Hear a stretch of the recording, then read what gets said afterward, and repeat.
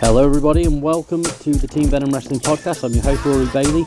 This week's episode is a special From the Vault episode where we're going to throw over to a fantastic interview that featured Too Cool and WWE Hall of Famer Rikishi that myself and my cousin Mitchell went over to Newport in Wales back in 2015 to do. So it's a 10-year-old interview, and obviously you'll be able to tell by the sound quality and stuff that it's an archived one.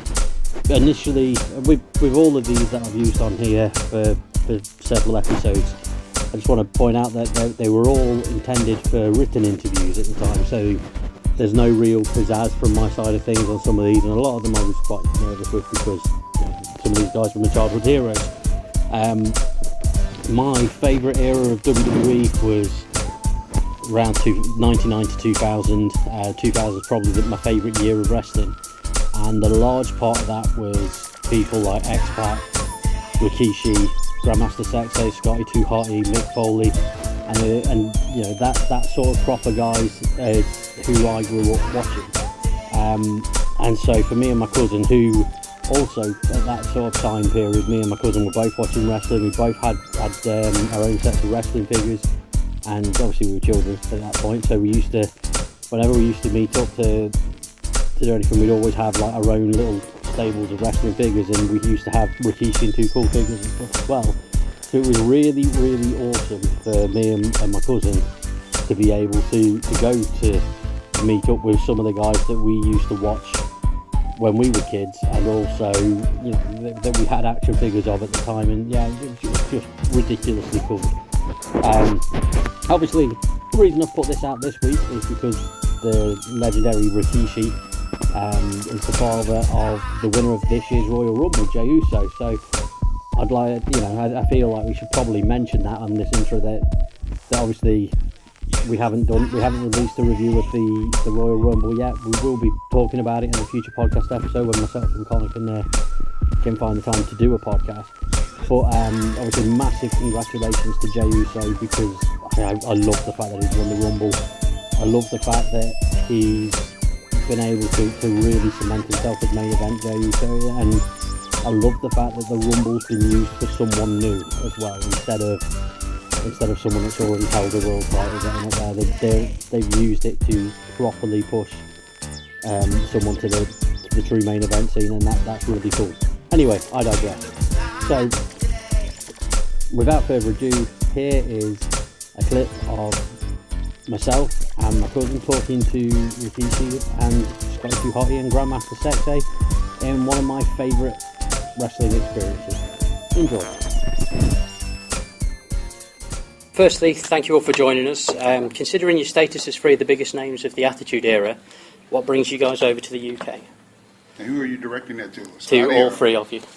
So whichever one of you wants to go first. All right. What's this? Go ahead. Well, I'll tell you what brings me over here to the UK is, first of all, every time I've ever been over to England, back with the WWF, the WWE, I always enjoyed myself. I love the fans over here. They're unlike any other fans that you're going to find in the world. So I've always had a great time wrestling, signing autographs, anything. But what mainly brings me over here is this man right here, Rikishi. He's been over here a few more times and made the contacts.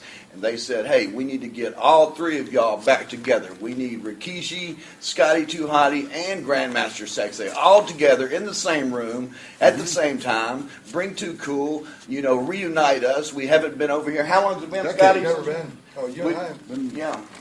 The two of us, the last time we were together was Insurrection in 2000.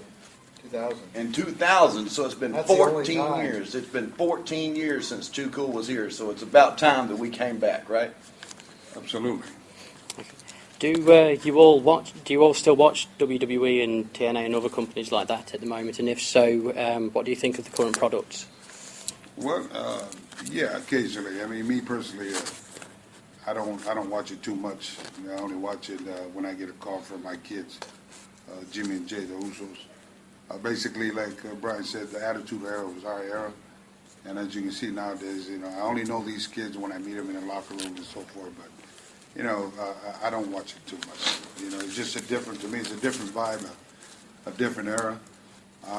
Me personally, I like characters.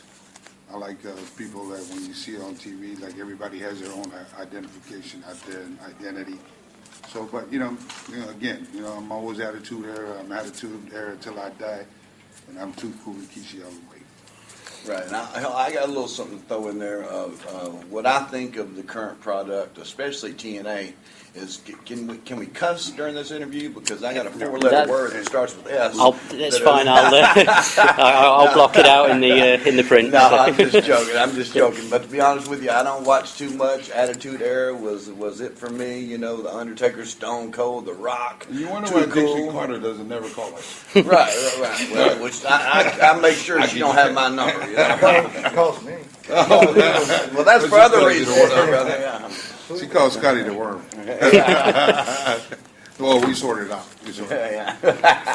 Okay. Obviously, all three of you have been very important to tag team wrestling over the years. What with Too Cool and also yourself as part of the Head Shrinkers during the 90s.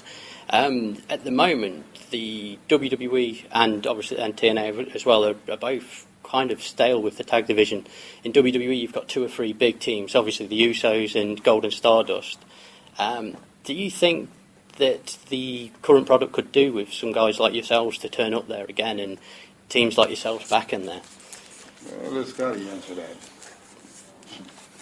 I think They're the if you look at the history of wrestling, the tag team wrestling has gone up and down. If you look at the 80s, you had the Rockers and the Hart Foundation and the Bushwhackers and all the different ones. And then the Attitude Era, you had us and the Dudleys and Edge and Christian and the Hardys. And, I think it might be coming back now. They're starting to establish some teams. But, I think it would be cool if they brought back more guys, honestly, especially like Brian and I and Keisha. Like, we could still go. And I think we proved that in January when we went back to Old School Raw. And I think we still mean something. We could actually help the overall product.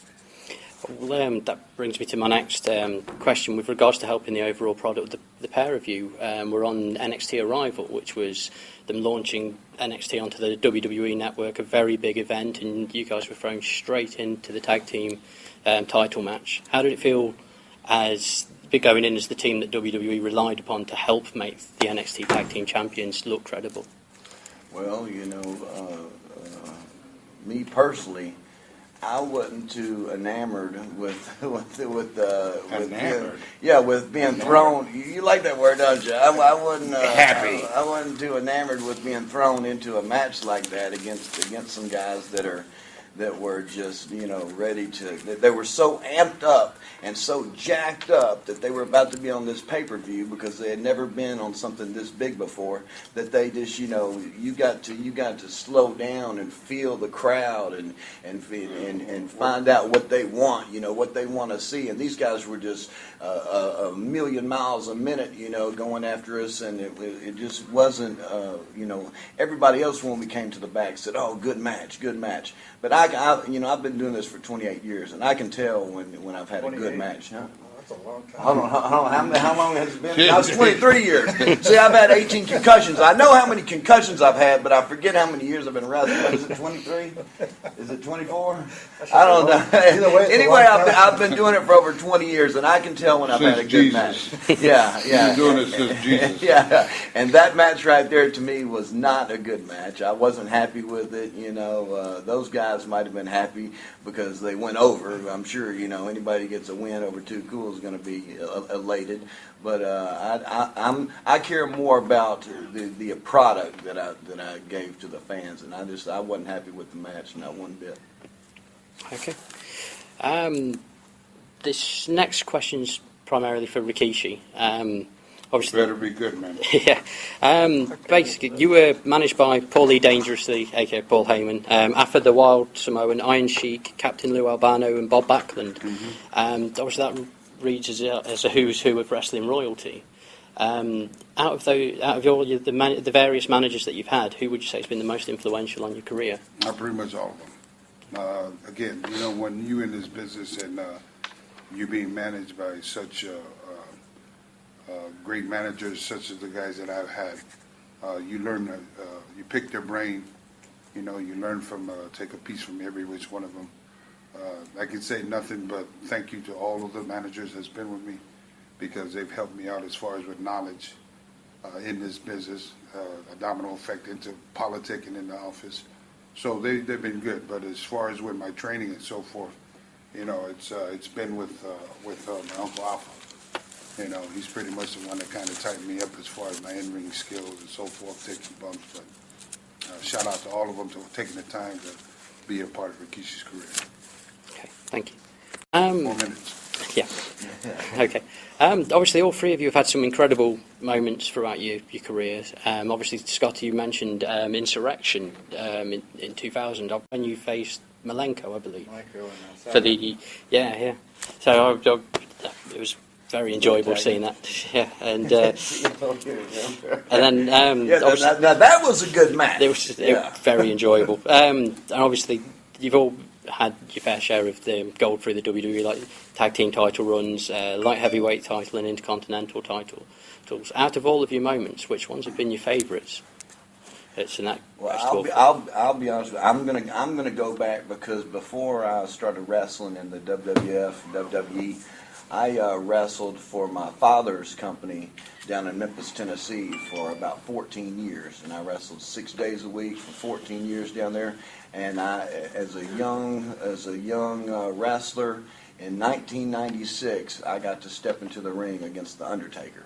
Wow. And so that was huge for me. And not only did I get in the ring with the Undertaker, I actually defeated the Undertaker that night at the Mid-South Coliseum in Memphis, Tennessee. I'll never forget that. That was huge, and and it was a great match, and that's been the highlight of my career.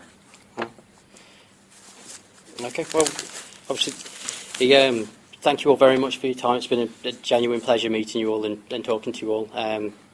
Thanks again. All the best. Okay, all right. Thank you Thank very you. much. Good interview, man. Cheers. Thank you.